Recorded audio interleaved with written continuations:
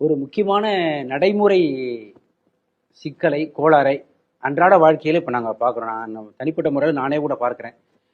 உங்களுடைய அடிப்படையான திராவிட இயக்க கொள்கைகளை இன்றைக்கு வர்ற இளைய தலைமுறைக்கு நீங்க சொல்லாம விட்டுட்டீங்களோ அப்படிங்கிறது ஒரு அடையாளம். திமுக வெட்டி கட்டியிருக்காரு. அவர் நெத்தி நிறைய பட்டையா விபூதி பூசி குங்குமம் சந்தன பொட்டுலாம் வச்சுட்டு வர்றாரு. அந்த தோற்றத்திலேயே ஒரு முரண்பாடு இல்லையா?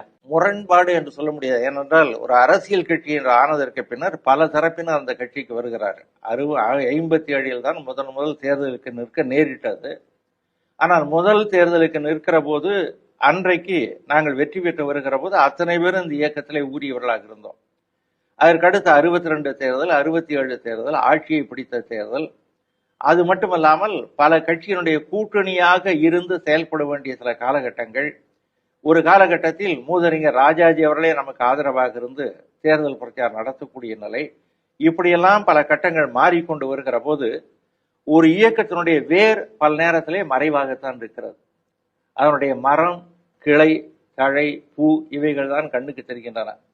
அதே போல வேறாக இருக்கிற சுயமரியாதை உணர்வு, அடிமரமாக இருக்கிற நீதி கட்சி உணர்வு, இவையெல்லாம் தெரிந்தவர்களுக்கு புரிந்தவர்களுக்கு வழங்குமே தவிர இலையை மரத்தை பார்த்து இது நல்ல நிழல் தரக்கூடிய மரம் என்று கருதி வந்து தங்குகிற மக்களுக்கோ அல்லது வேறு எந்த காரணத்தாலும்